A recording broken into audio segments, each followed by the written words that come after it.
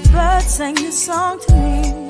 There was a message in its melody. Sweetest lyrics that I ever heard. There's a message in the songs of birds. Tomorrow is another day. Living is the only way. Tomorrow's gonna ever come. Listen to the words of the song. Everything gonna be alright. Everything is gonna be.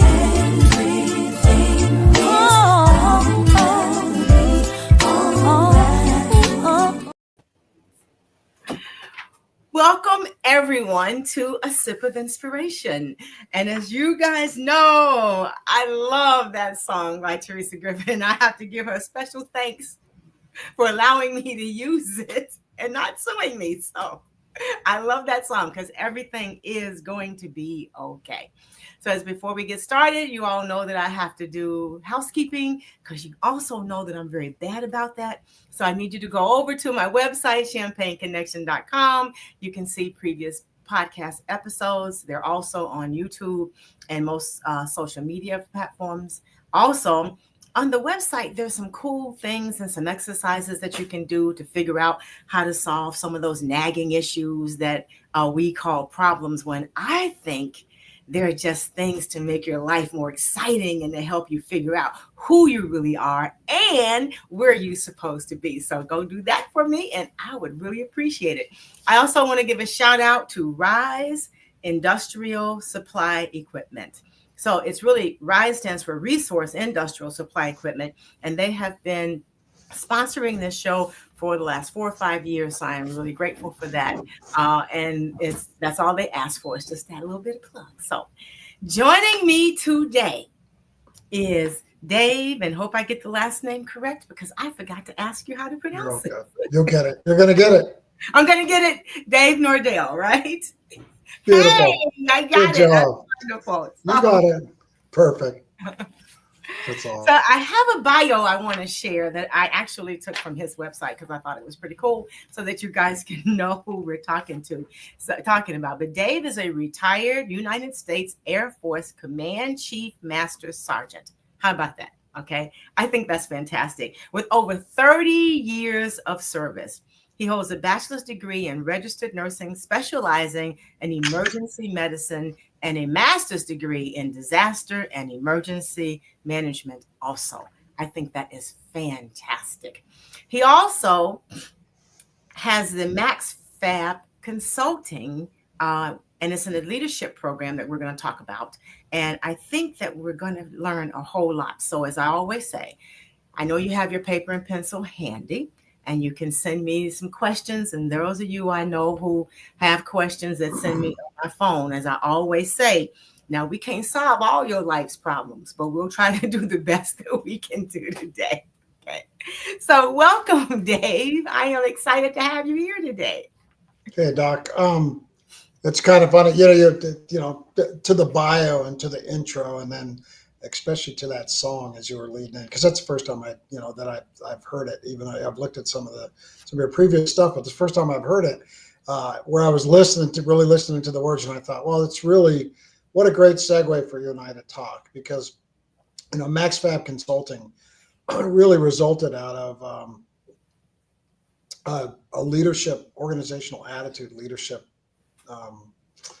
modality that I took to combat with me. And, not that everybody in here has been in combat. We've had life situations that have probably felt like combat, and they stress us out. And when you're leading teams, or you have a family that's going through adversity or those type of things, everything's going to be okay is actually a great mindset to have, no matter how daunting it is. And so we'll probably talk a little bit about it, but I'll tell you the gist of the story is that when you're a chief, that's the highest you can go in the enlisted force in the Air Force. When you're a chief, everybody's kind of looking to you for the tempo, of what the day holds. And when you're doing combat trauma medicine in a theater of operations in a major war, I don't think I need to explain what that looks like. Most of us of our age have seen an episode of MASH or 2 or 25 of them, and it's kind of like MASH on steroids. And when people would ask me, hey, Chief, how's it going? my answer, which is a very important answer, by the way, when you're leading people, it's an important answer and it's an attitudinal thing. And I would say, I'm maximum fabulous. And people initially would look at me and go, what in the world is that? And I'd say, that's the highest of the hierarchy on the attitudinal scale. And every day we need to work to get to Max Fab. It doesn't mean that you're going to be there, but collectively as a group, as a world, as a people, as a society, if we're all working to get to Max Fab and kind of understand what we need, how we take care of ourselves, and once we're kind of squared up, we can take care of others. When the attitude is right, everything is going to be okay. So there you go. That's right. So at Max Fab Consulting, how did you decide to start that? And then what techniques do you use to equip your clients with the right tools? Sure. Well, boy, Max Fab Consulting kind of started as a platform for a couple of things. One is organizational leadership and development, right? Young people, old people, CEOs, whatever, just to help them kind of get to the next stage using the tools and the gifts that were given to me, and a lot of lessons learned and lessons in hard knocks. And so it was a platform for that.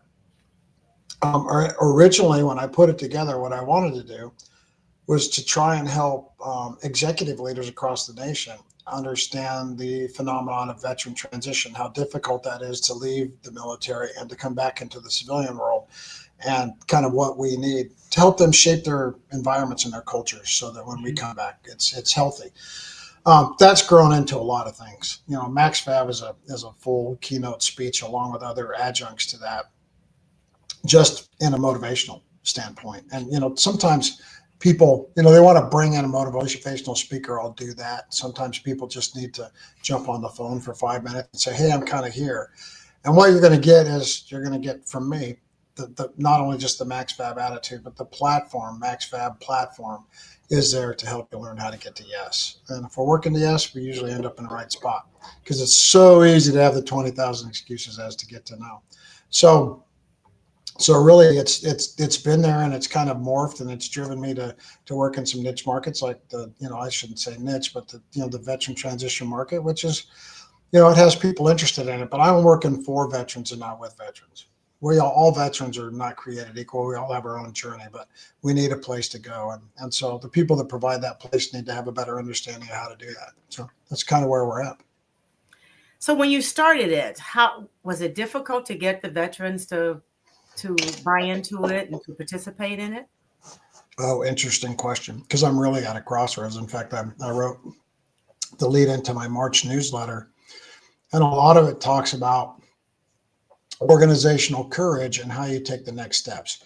So to be honest with you, Doc, I will tell you, if I went into 10 as I've gone into 10 organizations, 20 organizations, interface with people on social media or in person or through other means, there's a lot of people that want to stick their hand out and say, thank you for your service, pat you on the back, and they kind of move on. That's very easy to do. And in some way it fills some sort of void. When you ask about the next 2 steps or 3 steps beyond thank you for your service for the veterans, then you kind of lay down what we need. Quite frankly, it looks pretty hard. And it's talking about cultural change. And as a CEO yourself, you understand that when somebody comes into your organization and says, hey, I want to mess with this. And if it's anything with culture or direction, some people say, well, first of all, and it's just the society we live in, what's the effect of the bottom line, which there's a lot of value in what I do as far as just financial value.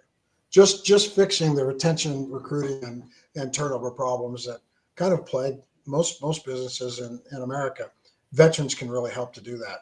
But there's been a lot of resistance. This has not been easy. So for those out there that are like, oh, I want to start my business, or I have a level of expertise and I want to share that with everybody, and there's some value to that, and I want to charge them X, Y, and Z to do these kind of things, be prepared to fight through the no's, because there is plenty of them, and I'm sure you've experienced that. So.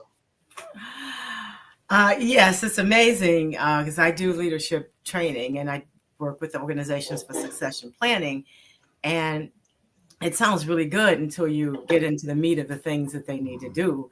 And a lot of these are just regular people. And it's like, oh no, we can't do that. Can't do that. Man, Isn't that I find it unacceptable. In fact, I tell people, if you're going to work with me, one of the rules is that we'll always get to yes.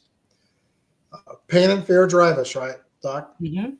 Yep. Pain and fear are the number one drivers, and you can look at that in anything. Look at your advertising on television. There's an injection of low level pain and fear when somebody says, if you're not taking this medicine, you might not do well with your diabetes, or if you're not eating this food, then you're not like everybody else. And that fear of not being part of something, or if I don't do this, it's going to be really painful. These kind of things drive people to do things, and it's kind of a sheeple effect, right? Everybody gets in line and they do things repetitively. People have been making a lot of money. They win elections and get into positions of power based on people putting them there based on fear and pain. And so you have to drive through that. So you need high functioning, high intellectual organizations that are willing to work to get to yes, work through the pain, work through the fear, drive the rest of the, I shouldn't say drive, but I'm a military guy, so we talk about that. But influence the rest of the organization with some reassurance that the change is positive change, and work to get to yes. Even if there's plenty of ways to get to no, like resources and finance and people and those kind of things. It doesn't matter. If you get to yes and you have the two-dimensional yes, when the rest of this stuff shows up, you can execute. But boy, that can't word, if you say that from the beginning and you never get off the start-finish line, you're not even in the race, let alone whether or not you can win it. I know, and a lot of the organizations and a lot of people don't think about what they can do, because like you said, we're being conditioned to just think about what we cannot do. So I generally talk about, well, what can we do? What one or two things can we do? We don't have to change the world today, but we're going to change the world, but we're just not going to change it today, right? So what one or two things? Right. So how do you get people there? Because sometimes that's really, really difficult. I was doing a hiking chronicle today, talking about some of that in self-confidence and how does it look? And then, people just, they just don't know how to get to yes. So what can they do to get to yes? So I'm going to give you a quick example. And then I'm going to do some cliche things. So I don't want to bore everybody, but just bear with me here. I had finished my master's program, whatever year. And a couple of years after I had finished, somebody got a hold of me and they said, "Didn't you write a paper on X?" And I said, "Yeah." And they said, "Can I read the paper because I'm doing some research?" And I said, "Fine." So I went to my electronic file. I opened up the file that said master's degree, well, whatever I had a title, master's degree.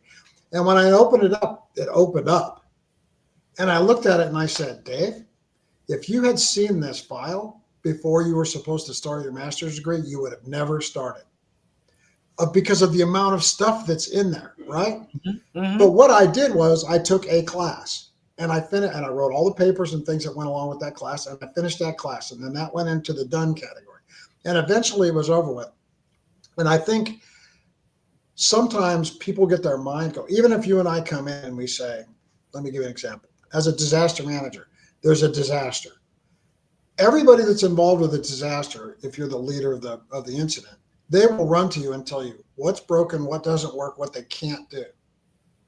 And when they're all done with that in the first 30 seconds and everybody's sweating, mm-hmm. I'll stop and I'll say, what can we do and what works?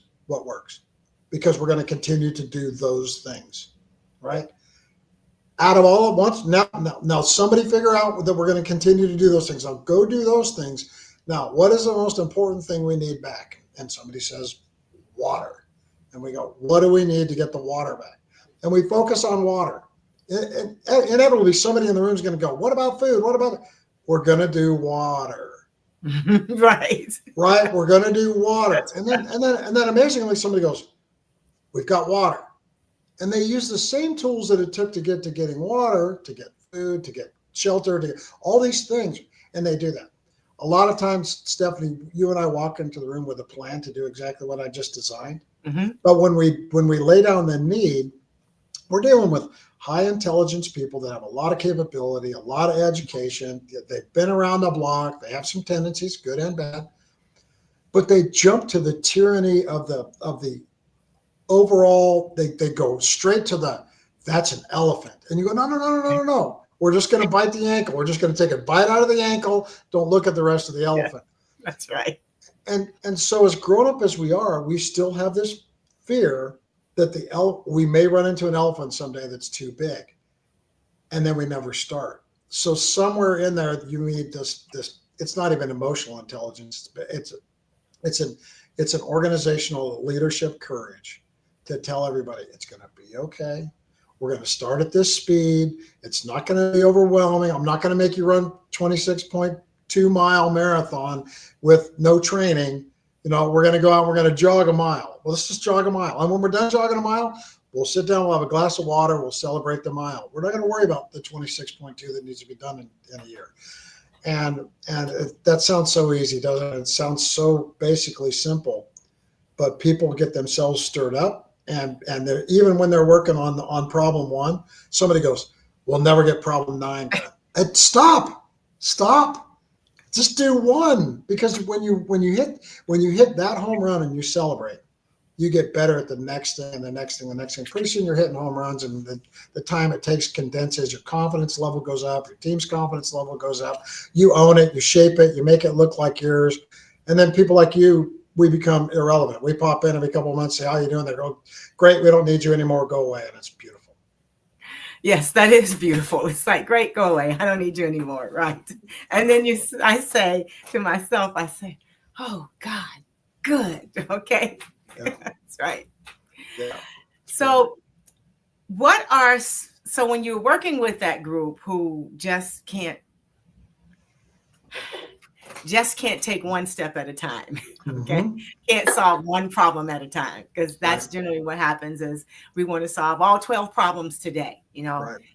So what techniques do you use with them to make sure that they feel like they're getting what they need in order to, actually participate, but you keep them unstuck, because trying to solve all the problems at one time keeps you stuck? Right. Well, I guess first and foremost, you have to get, I'm going to use the word value in two contexts. One is, what do you value? You have to know that. Mm-hmm. And it's people like you and I's job to make sure that we align what they value with where we're trying to take them. So kind of what we pick to do first may most closely align with what they value, organizational, institutionally, personal, all mm-hmm. those type of things. The other thing is, what are your values? And a lot of times when people are asking for help, it's because they're out of line with their values. So if you take an organization, so for people that are listening, they're looking for a nugget, go pull down your organizational values. Ask yourself, one, do you still believe in them? And then the second thing is, do I personally demonstrate, and does the organization demonstrate on a consistent basis what these values are there for? Or are they just words on the wall? If those aren't there, then that is probably the disconnect. So sometimes you got to take a step back. They want to start with, this machine will only, I'm using an example. This mm-hmm. machine will only do 40 things an hour, and I need it to do 50, right? And they want me to come in and say, oh, here's the magic button, just click it twice and now 50 will come out. Sometimes what you have to do is shut the machine off. You have to shut it off, and then you have to go look at the owner's manual, and you might find out that the machine you have, the capacity is 40. You need a new machine. You need something, right? And so instead of trying to create Frankensteins or take your organizational culture and those type of things, instead of trying to take that and jam it into something to get where you need to be, sometimes you need to tweak things. And how far do you take it down? 20%, 30%, throw the whole thing out. I can't say that there's a magic formula to that, but through talking out loud, making the people, if people like you and I are in the room, there's a need. Right. And they have internally worn themselves out to the point where they're like, we need somebody else to come and help us. Yes. But it's not through our experience where we sit in the room and we do some listening, right? So we get some cues off of that. But really, we ask a lot of questions. Mm-hmm. And we say, what about this and what about that? Well, if you've got the right people in the room, and it's like the 5 whys, right? If you just ask the 5 whys, it's root cause analysis. When you get to the 5th why, all these lights come on and people go, well, how come we haven't been doing that?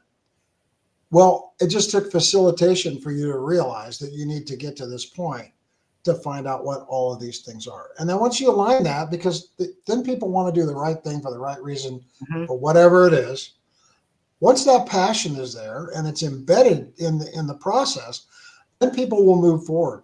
But if they don't value it, they can't align it with their values, then all it is just white noise that's a distraction that they don't feel that they need to be doing. And so you have to assign value. Absolutely. In both of those contexts that I demonstrated there. What leadership myths have you found that people hold on to? Myths? Myths. We call them myths, right? So they feel better about them. Yeah. Well, I think one thing that I hear a lot, which requires a lot of balance because it's not so generic, is to be a good leader, you can't be anybody's friend, which gives people permission not to have empathy. And that drives me crazy to the point where I actually have to stop a lot of, especially high-speed companies making a lot of hay, mostly successful across the board. And they are literally in the fine tuning of an organization. And I don't know what your experience is, but my experience is a lot of times you have to go in there and you have to say,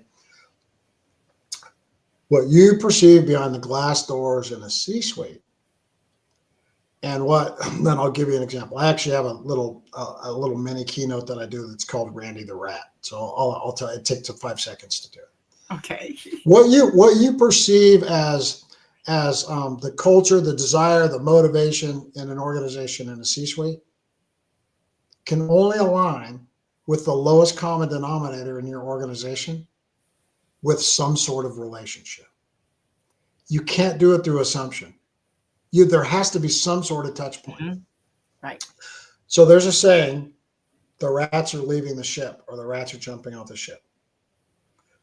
Where that saying came from is that in the old days, in the old wooden ship days, the rats used to live on the ships. When they would leave and they would go out to sea, if the ship started to sink, the rats would leave the ship. They were the first indicator that there was a problem below the waterline. There was a leak in the boat.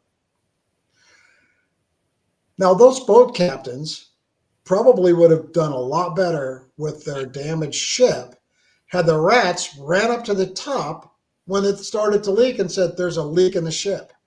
And the boat captain had enough of a relationship, right, a respectful relationship, and had some empathy for the fact that they're down there with no light, below the waterline, working hard, doing the tougher jobs.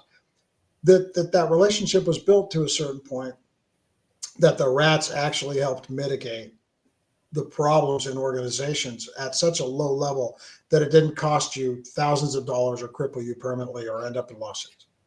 Instead, what you do is you go, why are all the rats jumping off the ship? And in fact, quite frankly, you are not in tune. You think you have a perception that at that level, it's all like this. They have reality because they're living it. And when there's a big disconnect in there, and rats start jumping off the ship. My second book is all about why people quit their leaders. When the rats are jumping off the ship, and by the time you realize that you have a major hole in your boat, the water's up to your nose, and you can't do anything about it. So. And you can't do anything about it. That's right. That's right.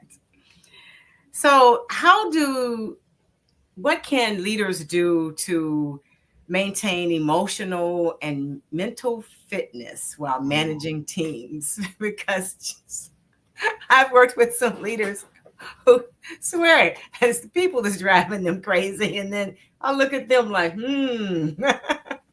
Right. You got some work to do, right? Right. You got some work to do, right? And you ask questions like, tell me what your daily routine is. And they're like, well, I get up at this time and then I come to work. No. The alarm goes off. What do you do?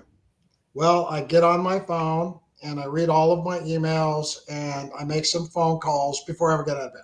Okay, so you've already raised your level of stress.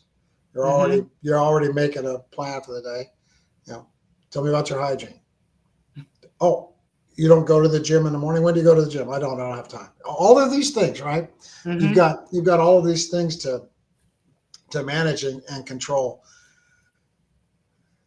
This may surprise you. I'm going to make this really simple. Leaders that have emotional and physical stress, they have three things going on, and usually there's one solution for this. They have a poor foundation, or they've let their foundation crack, whatever that is. Whatever that foundation is that's necessary to have stability, they've let it crack. Their family, their whatever it is, they've let their foundation crack. I'm a nurse, so I'm very passionate in nursing that everything and anything that you can get up to waist level to work on adds longevity. Because if you spent all your time bent over at the waist, you're going to have a bad back. So the figurative piece of that is a lot of times we cut corners and we just keep saying, well, my back's good today, so I'll still stay in this 90-degree angle. Eventually, you're going to get a bad back. And that's the figurative bad back. The second thing is, or the third thing is, to have clarity in your mind needs certain things. Rest being one of them. That's a simple thing. But doc, stress management is not 3 glasses of wine or more every night. And your job and the volume of your job does not give you an excuse to do excesses and things that are negative for you. And I will go back to, here's what I think the main reason, here's what I see with people. And this is very difficult for leaders to hear. And I've been thrown out of some organizations. After I've started with them, I've been thrown out for this reason right here. Leaders, especially in big organizations, at the ones that are out of balance with what we're discussing, have lost their ability to trust their subordinates at a level to do the job that they hired them to do. And they can't give direction and step back and let people execute it the way that they want to. And they stay too involved, even probably 3 or 4 layers below where they're at. And then it starts to derail them and they don't even notice it. They change. Their personalities change. How people view them changes. If you have a boss that's physically fit and in 6 months he's got 20 extra pounds on him, you worry about your job. You worry about the company. You worry about your longevity, all of those things, because that person's off. And if they're off because they're worrying about how you're handling your division or your department, it's not good. So you have got to defer to expertise. If you defer to expertise, your life gets so much better, and you actually buy back time to go to the gym, to sleep in the morning, to get out of bed, to get up, to go make your favorite coffee, to meditate for 10 minutes, to take a nice shower, to get ready, to be at work on time, not 30 or 45 minutes early, and to stay focused on your tasks, because you've hired people and you have people around you that you trust that can do the other stuff. So. That is so true. And I was thinking, it's a number of people I've worked with who just don't trust their staffs. And I don't understand that. Their staffs do a really good job. And I worked with one individual, and he says, I just don't trust them, and the reports don't look like I want them to look. I says, but do they have a clue as to what you're expecting from them? Did you have that conversation? Or because, we don't read minds around here. So and it's like, and he said, oh, funny. I says, no, I'm being serious. No one can read your mind. They don't know what you want. They only know what's important to them. You need to teach them what's important to you and what you want to see. And that keeps a lot of people, as you said, stressed out, overweight. Then they start having illnesses and sicknesses, and then they don't like you, and then they don't like themselves, and then they wonder why the organization is failing. Right. And the rats are leaving the ship. That's right. And the rats are leaving the ship. Yes, they are. They are. They're leaving the ship. So as a mentor to leaders, how do you help them overcome this? What I just described? I'm sure some are listening. So for those of you who see yourself in that, you need to get your pencil and paper ready now. So here's the first thing is I actually ask them to apologize. Okay. Especially if it's big. If people like you and I are sitting in the room and we've diagnosed this phenomenon, Mm-hmm. and you finally, first of all, they've got to admit that they have that. They all know it. They all know they're control freaks. Right. They all know that They their idiosyncratic personal ways of, I've seen it. Does the staple go laterally across the top of the page, or is the staple at an angle? Right? And when they go to open up something that's stapled together, if it's not at an angle or it's not across the top of the page, based on how they move their left or right hand, it can irritate them. They've got to get over that. That's absolute number one. But once they understand this, if they can pull their staff, this is big stuff. This is home run stuff. If you can do this, pull your staff together and say out loud. I talked to Dr. Wilson-Coleman, and Dr. Wilson-Coleman told me I need to apologize to you. And this is what I need to apologize for. I am built this way. This is who I am. This is probably not going to change, but we have to have an open dialogue about when it exists so that we can move forward. So I've got to do a better job of not getting upset at you if you ask for a point of clarity in certain things. And you need to articulate back to me what I desire and get as close as possible. And if the staple's off a little bit, I may say, next time I'd like it this way, but I'm not going to lose my absolute mind over this type of thing. Because unless you're off on money, policy, procedure, legal, ethical things, unless you're off with that, if the end result is what we desire, then who cares about how we got there? Moral, legal, and ethical, got to stay within those realms. After that, I'll let you get to, and if you can release that, if you apologize to your staff for your shortcomings, especially with this control thing, which a lot of you got where you're at because you've had your hands on things and controlled it and been successful with it. But when you're leading people, this is in my book. It's one thing that gets probably the most comments. Knowledge is power only when shared. That's only true. when you share it. Right. And this is, and you need to apologize, and you need to impart some wisdom. You need to explain to people why you're motivated the way you're motivated. You need to explain to people how that's made you successful so that they can retool themselves to please you. Most subordinates in any organization want to please the leader. And it's not about promotions or being a sycophant. It's about wanting to do a good job. Human beings don't wake up in the morning and say, I'm going to go sabotage my organization, screw everything up, and try and get fired. They just don't do that. They come to work with the best intentions, but they're only going to operate with the knowledge and the information that they have. That is so true. Employees do come, most of them do come to work to do a good job for you. And if you don't let them know how that looks, then they're going to do it the way they think it looks. And that's what you're going to get. And then you're unhappy about it because you didn't give them any further instructions. And you're right. I see that all the time. As you ask the question, well, what were you expecting? I actually say, well, what were you expecting? What were your orders? What were your directions? What did you say? Well, I thought they knew. It's like, oh no, we don't do mind reading in here. That's not what happens here. Do you know how, maybe you've seen it, but I have seen it. Do you know how powerful it is in an organization when a leader gets up and says, I've been extremely frustrated and I'm not happy with a few things, and I have to apologize to you because I set up this environment because I'm missing a couple of data points that I need to provide you. I'm going to close that gap today. We're going to move forward. Please forgive me. Yes. The rats all go back down to the bottom of the ship. They go back to work. And then all of a sudden, the employees are the best boss ever, just ever. He can do no wrong. He or she can do no more wrong. Right. Yep. Right. Well, you know why? Because you haven't walked around the room with the perfect tie, the perfect creases, the perfect shoes, and you wrap yourself in what's not real. Just be real, be human, be a little bit vulnerable. Yeah, I'm not telling you, you don't got to go and say, my wife's leaving me and my kids hate me. And that's not that kind of vulnerability. But you need to have some organizational vulnerability so that they can understand that there's room for them to grow as you're growing. Yeah. So So It's how hard. hard have you found that to be to teach to leaders? Oh, well, you got to remember, I advise general officers in the military. Oh, that's right. Oh, yeah.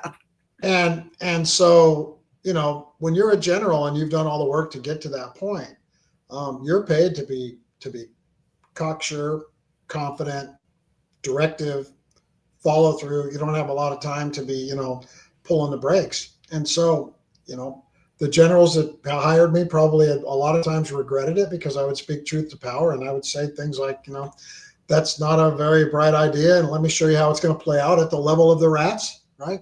Mm-hmm. And the ones that I found that were the most successful, that went the farthest, that resonated the best with the entire force, and actually grew. You talked about accession planning. Actually grew leaders to take on the next iterations of the organization. Those were the people that would humble themselves sometimes and admit when they made their mistakes, apologize, get to a point of clarity, and then move on. But boy, a leader, and it's really low-level, borderline gaslighting your organization when you don't take responsibility collectively for any type of failures, especially if you're hanging on to what and you think that you can't give it to anybody else because for some reason there's some weird thing that's going to happen and you're going to be thought less of. Go share largest chunks of your knowledge and make people successful. You don't have to worry about them following you. It just happens naturally. That's true. It does happen naturally. So what have been one of the hardest things in making leaders adapt to actually wanting to work with their people, actually wanting to share knowledge and not expecting them to figure out in the black hole what your solution should be to a problem that you haven't fully discussed? Narcissism. Okay. Arrogance and narcissism. I don't want to get into the science of that. I just did a podcast the other day about how you navigate narcissists. I've been around a couple of high functioning leaders that understood that they had levels of arrogance and narcissism. It can be advantageous for an organization because sometimes you want to work for a narcissist if you need them fighting for you, because they're going to be the best. If you have a collective battle, that they're going to be fighting for you. But if you're perceived, let's not get into diagnostic stuff. Okay. Let's just say that we're going to tell an executive leader, after doing the things that we do, that you're perceived as arrogant, distant, and narcissistic. Even if the person goes into full denial and says, well, that's not true, and I'm this and I'm that, and they give you 1,000 examples. Perception is reality. Yes, it is. And a lot of times I find these people where I'm trying to tell them that they need to apologize. What I'm really saying is if you don't want to be perceived as arrogant and a narcissist, you better do something that's tangible, that is counter to what an arrogant narcissist person would do. And a lot of that is accepting responsibility for failure and making themselves part of the team and then working towards the better good. Because narcissists don't do that. They deflect or they gaslight, and they put the blame or the lack of progress or accomplishment. They put that on somebody else. It definitely can't be me, because I know me and I think I'm pretty doggone perfect. And so that's dangerous. That's a tough one. I mean, that's probably a whole other podcast. And I'm not saying your leaders are narcissistic, because you have to have a high level of self-confidence, but don't let your confidence grow to the point where you drive a wedge through the fact that we are all human beings. And humaning is the best leadership trait. You want a great leadership trait? Be a human. Be a human. Be a good human. Right. Just be a good human. That's right. God put the Lord Jesus Christ on this earth to give us an example. If we can even just get close to that, we're probably going to be great leaders. A lot of people follow Jesus around. He was a pretty good leader, and all he did was a good human. So in today's society, it seems that things are changing quickly, and people have to adjust just really fast. So in these rapidly changing environments, how do you help leaders still feel in control of what they have to deliver without running amok of the organization and losing people's attention or even loyalty? Yeah. Most executive leaders don't stay up. Nationally, we're going through a lot of change nationally right now, right? Immense amount of change nationally. Leaders of organizations are losing sleep and stressed over the change nationally for different reasons than the people that work in their organizations. So first of all, you have to assess your organization. You have to find out where the anxiety points are. You need to get yourself educated to where you can talk at some level of expertise to their points of anxiety. And where you can, you need to refute or calm those down. So for instance, if a narrative is working through the workforce that's not true, or it's partially true, or it's a potential but it hasn't happened, or there's something that you can do to alleviate that, you have to very aggressively stay on top of that. So there's two forms of communication: not enough and too much. Good leaders right now need to be communicating too much. You're never going to hit the sweet spot. So if somebody says, you're sending one too many emails, or why do we have to have one more conference call? Because right now you need current, relevant information, and you need a two-way avenue to off-ramp your anxiety. So you have to do that. The second thing is remember that the anxiety that you're feeling through the change, you deserve the same thing. And this is why we have life teams, and this is why we have professional teams, and this is why we have peer groups. And it's very, very lonely at the top, and it's hard to find peer groups, but it's not impossible. If you're the president of a university, there's a lot of universities. If you're the CEO of a manufacturing plant, there's a lot of CEOs of manufacturing plants. You don't have to give away your trade secrets, and you're not going to look weak, because I can guarantee you, in the 90th percentile, if you pick up the phone with a phenomenon like you just described, they have some of the same concerns, and they're going through some of the same things. And quite frankly, misery loves company, and you're going to get some nuggets on how to work through that. But we talked about boundaries. If your anxiety level is at a point over something that you have no control over, then you need to put that one in the emotional parking lot.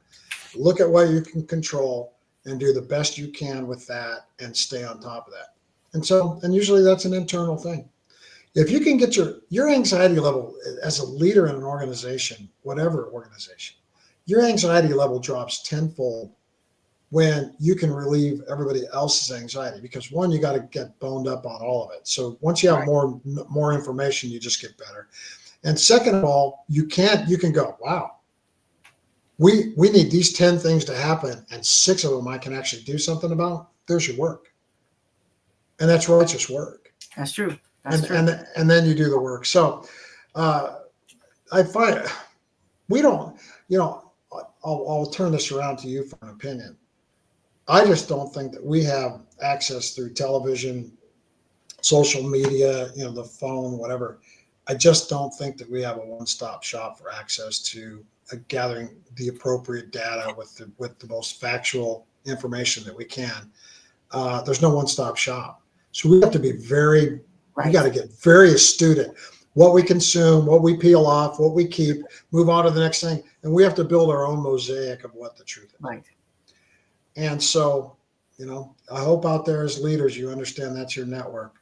And you should have been building it from the day you walked into your first job. And if your network's not built at a level that you can't build a reliable mosaic around any of these problems that you can articulate to yourself, to calm yourself down, and to your staff and the people that you're responsible for, to help get your organization at least on a steady emotional plane. I won't say that it's not elevated, but you don't need to be sign waving and whipping around and those type of things, because anxiety in an organization will make people quit. And it only takes one middle-level manager to take a stance on something that might have a little bit of political flair to it, and you lose employees. Good employees will leave. So you got to be very careful with that stuff. Yeah, when I was in graduate school at U of C, they taught us to read all the news that you agree with, the news that you don't agree with, right? Yeah. Read all the news. And then you can decide what's really happening and how you can actually respond to that in your organization, because all of it has some truth and all of it has something that's not true. And you have to read it all. You can't just Right. buy one thing. You have to read it all. Yeah. And the people you're leading have perceptions based on what they're consuming, and it's all perceptions. So every room that you walk into, some of them may be group think, and some of them may be, Right. you know, potential anarchy. And so you need to learn how to handle that. Respect. It's just based off of respect and being an adult human, being a good human. And if you're just creative, you can even make a game, which I used to do when I was a leader, is we create games, find out what people were thinking, what they believed, what they didn't believe. And then at the end of the game, it's like we would come up with some semblance of the truth, and everyone understood exactly what was happening then. And they had fun ways for them to say what it is they needed to say, that so no one was pissed off, you know, and it was just fun. So you have to get in the middle of it though, but you do have to ask the questions, and then you've got to have some tolerance for whatever people are going to tell you, because you want them to tell you. Right. Yes. Yeah. Yes. Right. Yeah. It's like, and I used to say, it's kind of like when you go to bed at night and you know you parked the car in the garage, and then you get up in the morning and now the car is wrecked. You really want your 16-year-old to tell you that they did that, right? Right. Right. So, Right. No, I'm with you. Yeah, we live in a and it's always there. We live in a gap, and the lazy way to navigate the world is to make assumptions about what we see at 25 yards, and another keynote speech. And if you continue to live with the assumptions that you make at 25 yards and you never close that gap, you're always going to be wrong. And so you could see me on the other side of the street in Chicago and make some assumptions about who I am, what I am, where I'm from. You can do all that. And some of them you'll be right. You'll know how tall I am, you know, the color of my skin and my eyes and my hair and all of those things. Other things you're probably going to be drastically wrong, unless you walk across the street, or I walk across the street, or we meet in the middle. But you got to do those things. Right. It's all about courage. You have to have the courage to do that. Yes, you do. You have to have the courage to do that. So let's talk about your book. Do you have a copy of your book with you? So can we see it? I do. I have two books. So okay, let's see them. So this is, can you see that? Here we go. Hang on, let me get this right. Can you see that? Oh. Hang on. I'm gonna help you out here. Let me help you out here. Hang on. Okay. I can. Hang on. I'm gonna do something here. I am gonna make that. Let's see. Can you see that now? No, can't see that. How about that? How about that? Yeah, you can go back. How about that? How about that? Come back a little bit to your. Bring it back to you a little bit. Much. How about that? And stop. That's cool. Okay. Give it back. Does that work? Yeah, there That's you go. Work. So it's giving back life and leadership from the farm to the combat zone and beyond. And in there, Doc, is a lot of what we just talked about. It's I grew up on a dairy farm in the middle of nowhere, and I took those lessons from the farm and applied them across a 30-year military career and leading people in combat and all kinds of situations and there's a lot of lessons in there. So the book is more about my failures than my successes. It's not a rah book. It's here I was, a lot of pain, a lot of painful moments in life. And at the end of each chapter is a lot of one-liners like knowledge is power only when shared and those other things. And a lot of people end up reading the book and a good reader, they'll knock it out in about 30 to 45 minutes. And then it turns into a pocket manual, and a lot of people keep it, by their chair or at their work or something like that to kind of go back and reference things because it's just really situational with life. And then the second book is a lot about what we talked about, which is when the cows lie down. when people, why people quit you, the leader, and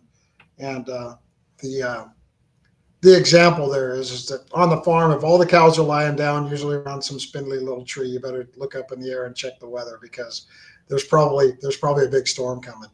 And I think in a figurative sense, in our organizations, we have a lot of cows lying down and we just walk past them because we think that that's normal. And so we really need to pay attention to the signals around us in our organizations, especially the subtle ones, and react to those in a timely manner so that people aren't walking out the door and your organization doesn't suffer just because you don't see things. So if it looks unusual, do an close the gap, have some courage, ask a few questions, and you'll find out that you'll stay healthy organizationally and personally and professionally. So, yeah. Where can they find your book? Where can they buy your book? I'll make it easy. www.maxfab, MaxFab consulting.com. It's all there. Blogs are there. My own podcast is there. We talk about a lot of these things. There's a calendar there. You can get a hold of me for free, and we can chat for up to 45 minutes on anything you want. And then you can grab the books there. They're on Amazon.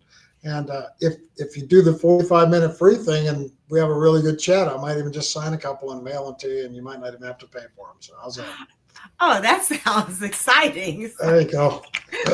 That's right. That sounds really exciting. So you're thinking about a third book?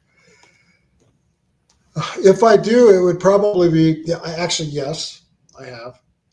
If I do, it would probably be a compilation of, I've been blogging a lot, and the blogs are usually inspired about or by a moment in time in my life as I'm navigating it now. And I usually stop and I go, that's a really good example of this.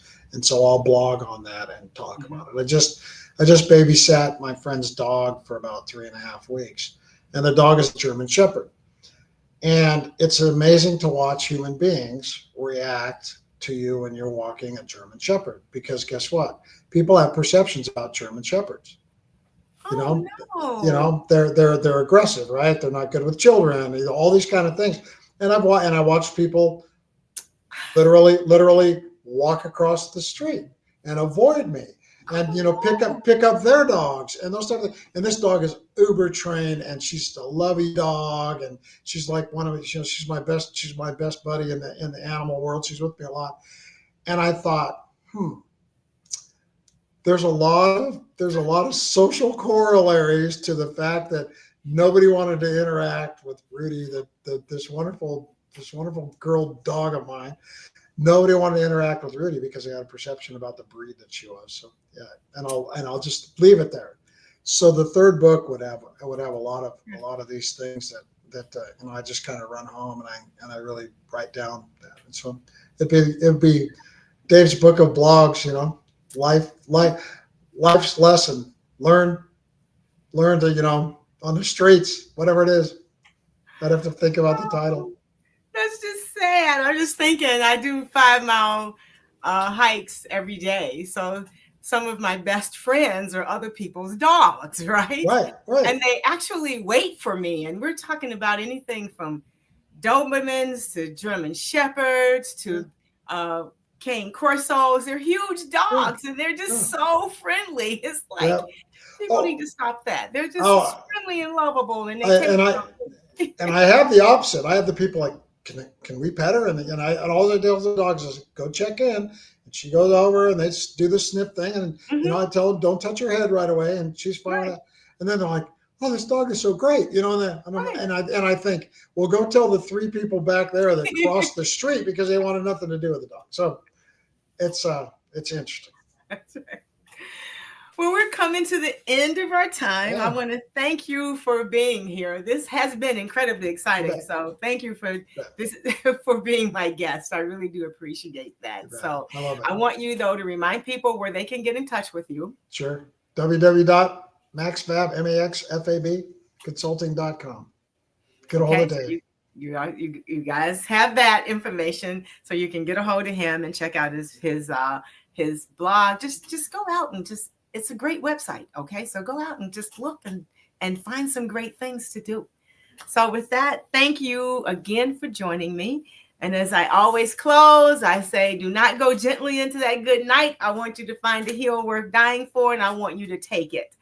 Be the person that you are waiting for. Make today so awesome that yesterday gets jealous, and above all else, Do it your way. I'm Stephanie Wilson-Coleman, known as the Empowerment Doctor. And as I always say, with the right pair of shoes, I can accomplish anything. So you guys have a fantastic day. And be sure to check out Dave on Max Fab. So thank you for joining me. And with that, we're going to say good night.